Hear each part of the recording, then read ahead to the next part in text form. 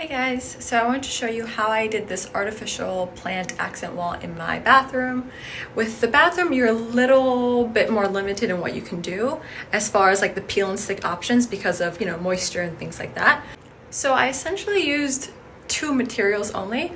I used the boxwood panels, which are like the green, the plants, and I got that from Amazon. And then I used peel and stick hooks. So you literally just like peel the backing off, stick the hook on the wall, and then I hung these plant panels on. So I'll show you guys later in the video how I did it, but it was pretty easy.